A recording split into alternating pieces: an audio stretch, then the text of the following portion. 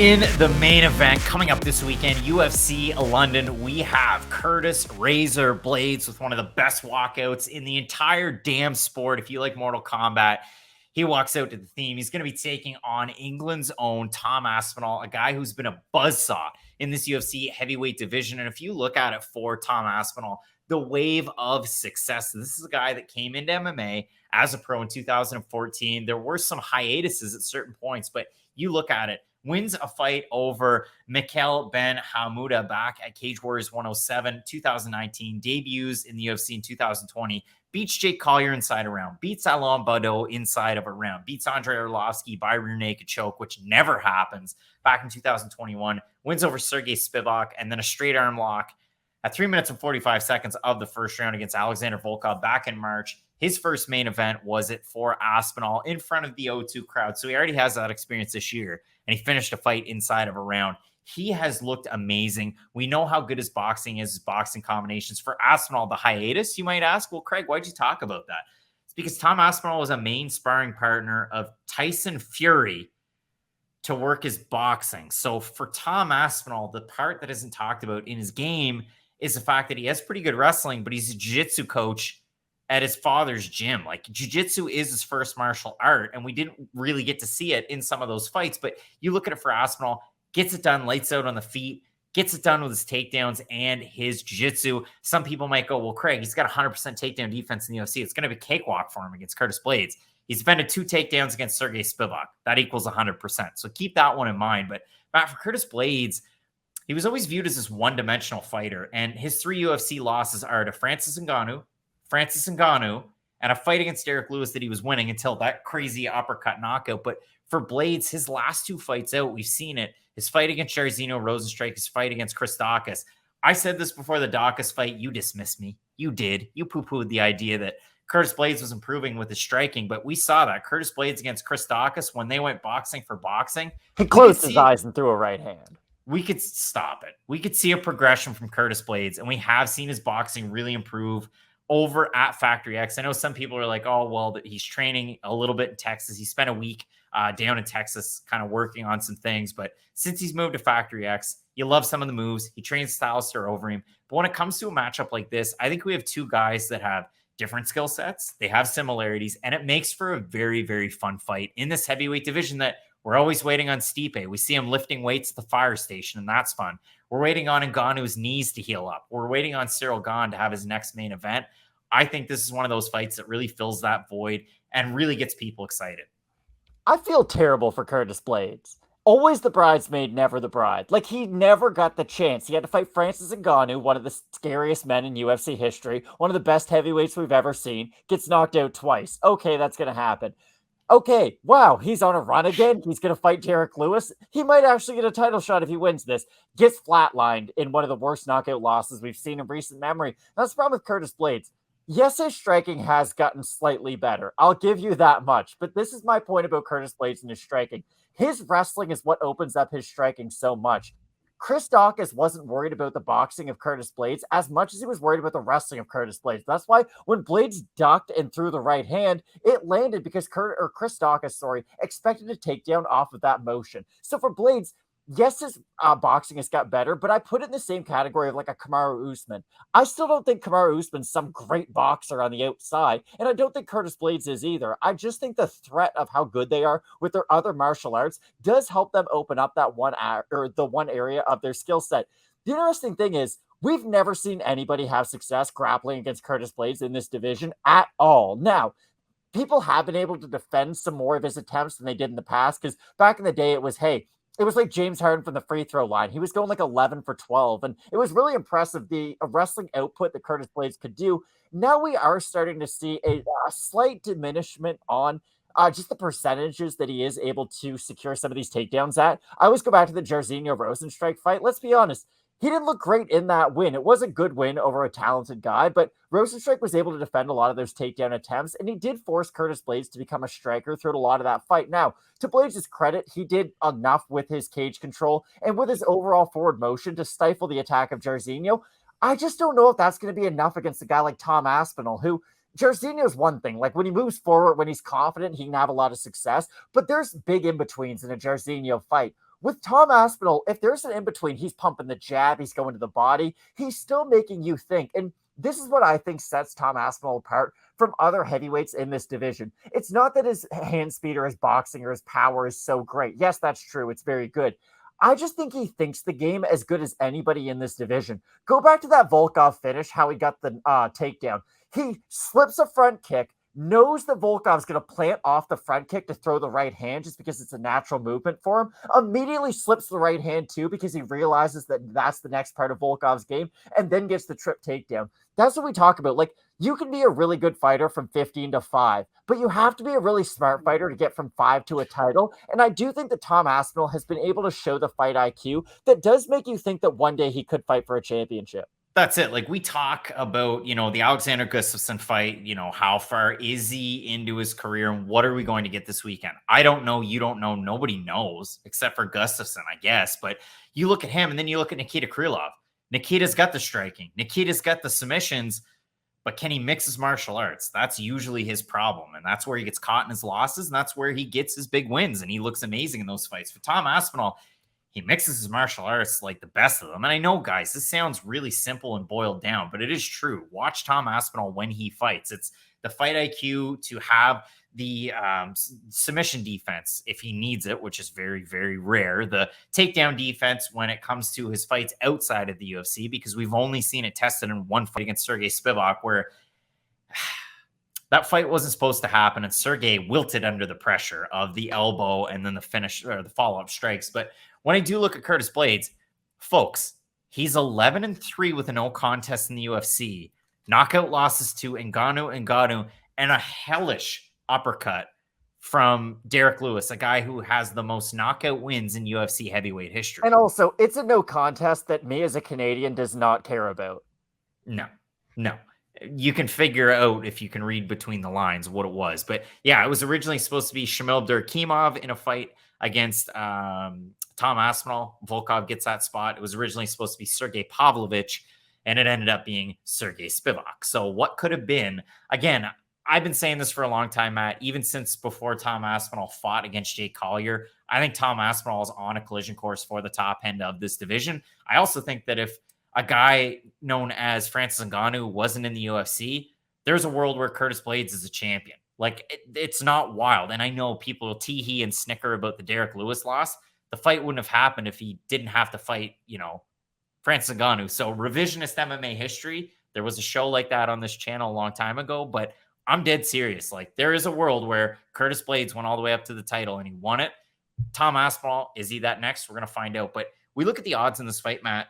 They opened at par. Curtis Blaydes plus 110 underdog. Somewhere around a minus 130 is Tom Aspinall. We threw it out there to the fans yesterday. 1,600 of you voted, so thank you so much. YouTube community tab. 72% Tom Aspinall. The best comments, Brandon Taylor says, LOL, Aspinall don't have Francis or Lewis power. He's going to get dominated.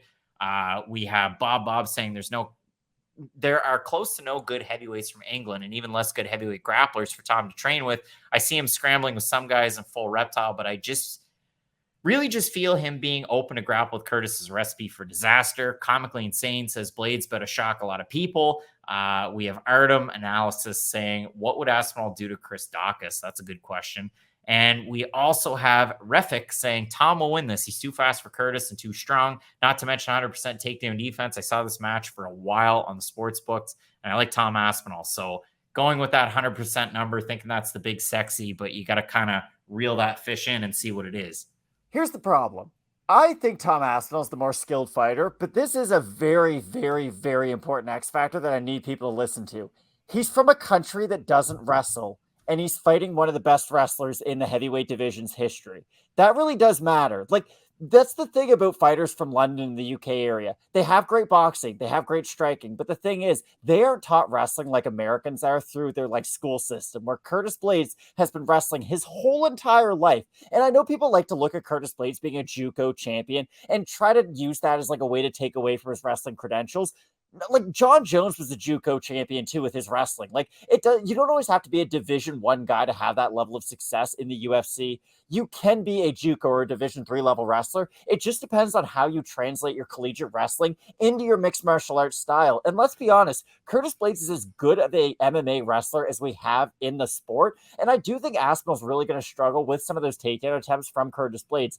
I am very curious, though, to see what Tom Aspinall's gas tank looks like if this fight does make it into the third, fourth, and fifth round. Because let's be honest, Blaydes doesn't look great as the fight goes on, but he has been in that position a few more times. I do worry about Blaydes' overall output with some of his own takedown attempts, though. Let's say he has good success with his takedowns in the first round, but round 2, Aspinall defends a few early on. He gets taken down with like a minute left in the round. If Blaydes has used a lot of his energy output going for those takedowns, I do think there's a world where Aspinall can rally late, almost like Fiziev did against RDA. I know it's a little bit different because Fiziev was winning on the scorecards before the finish, but still, I do think the power of Aspinall could eventually get to Blaydes later in the fight, but that's the big difference. I do agree with our commenters. I don't think Aspinall's going to go in here and one-punch Curtis Blaydes. I do think it is going to have to be an accumulation of damage throughout the fight. It's really hard to accumulate damage against a guy like Curtis Blaydes, who is so dedicated to the wrestling game. If he does decide that's his game plan, we've seen Curtis Blaydes shoot for 20 takedowns in a fight before, and that's almost unheard of for a heavyweight in this division. So I'm almost reluctantly picking the underdog Curtis Blaydes, but I do think his wrestling is enough of an X factor for him to be able to get the win. It might not look pretty. It might not be what the fans want to hear or see, especially over in London, but I do think Curtis Blaydes is a uniquely poor matchup for Tom Aspinall. It's funny, right? I mean, we've maybe unintentionally, maybe intentionally, we've hyped up Tom Aspinall all this time, and we've talked about his boxing, we talked about his takedowns, we talked about his defense, we talked about his jiu-jitsu, we talked about all the things that he has. And again, this contradicts everything I go with. I go with the well-rounded guy. Tom Aspinall's the well-rounded guy. He defended Sergey Spivak's reluctant 2 takedowns. That's a big thing too. They weren't like Tom Aspinall taking on Jared Vandera with a chip on his shoulder. Like, this guy called me out. It was, I'm coming in on short notice. This is how I'm going to win. Oh, I didn't get them. Ugh. I like Curtis Blaydes in this matchup. Who beat Volkov more soundly? Well, one guy finished him in front of a hometown type of crowd. One guy took him down 14 times in 5 rounds. Tom Aspinall in his career, if I have anything positive, negative to say, I mean, Stuart Austin beat him, but that was 2015. Stuart Austin's gotten dusted in the PFL lately, so you can use that one for or against. But first round finish, got finished in the second round. First round finish, got finished in the second round, but illegal elbow against wily European veteran Lukasz Porobiak. You go on anybody's record over there at 205 or 265. They fought him. First round finish against Collier, and then first. We haven't seen Aspinall in the second round, the third round, the fourth round, the fifth round in the UFC. I've seen Curtis Blaydes there. I know what the wrestling's like. I know what the cardio's like. I'm wondering what we're going to get because we're taping this on Monday. Curtis Blaydes posted that he's flying to London on Monday, so how will the time change affect him, so on and so forth. But I look at this fight, yeah, Curtis Blaydes could get caught by a big shot. Tom Aspinall can throw big shots. Usually picks a guy apart and then starts to land his big shots off his accuracy. Really does a good job of throwing the L step, throwing movement at his opponent, and then really hitting them when it matters most. But I'm eager to see, because again, Aspinall, what are the get-ups going to look like? What are the submissions off his back going to look like? Can he get a key lock, or can he go Kimura to then get himself back up? Like, you know what I'm talking about? Some of these things that we do see fighters do, don't often see it at the heavyweight division. But yeah, I have Curtis Blaydes. It sounds weird. Here's the thing that I will say, though. If Tom Aspinall beats Curtis Blaydes, I won't pick against anybody other than Francis Ngannou at that point, and that's me being completely honest. If he can go out there and, let's say, submits Curtis Blaydes like a rear naked choke, I know that's a wild thing to think about, but let's say hurts him on the feet, is similar to the Arlovsky, drops him, takes his back, there's a scramble, submits him. Then he beats Cyril Gahn, probably. He beats Volkov again. That's the type of fighter I do think Aspinall could be on his best day. I might be picking against him in this fight, but I'm almost rooting for him to get the win because I would love to see him fight Francis in the future. I think that'd be such a fun fight to see on the feet because, like you said, Tom Aspinall, a guy who used to train with Tyson Fury, Francis Ngannou might fight Tyson Fury in some strange exhibition, mixed rules fight. So maybe there'd be a storyline there. It could be a fun one, but it's always nice to get new blood in the top kind of 4 of the division because it means that they could fight for the title. Hopefully Tom Aspinall is that kind of a talent. I just think Curtis Blaydes is such a unique puzzle for him to solve, and that's why I have to pick Blaydes. 75% of the fans on Tapology have Aspinall to get the win. Less votes than we had in the community tab. 74% by knockout for the 25% that have Blaydes, 50% by decision, 39% by knockout. So listen, Matt, the fans have Tom Aspinall. We're going with Curtis Blaydes, but it really is a tough one. I can't wait to do question mark kicks on Saturday because we're going to get the boo birds all throughout the week. I'll do the Hulk Hogan when he joined NWO with Scott Hall and Kevin Nash. Like, bring it on. Just don't throw garbage like they did at those guys and Mean Gene Okerlund, who was just trying to do a sensible interview when Hollywood Hulk took a turn. And when I do really focus in on this one, Matt, we're going to find out what happens Saturday. So it should be a lot of fun. If anything changes, you're going to stay updated here on the channel. You're going to have the individual videos, question mark kicks 2 hours before the prelims. And again, it's an early show on Saturday. It's been a rolling wave of success with Fight Night Picks the last 3 or 4 cards. It's been a lot of fun for us, Matt. So I know you're really looking forward to the fights this weekend.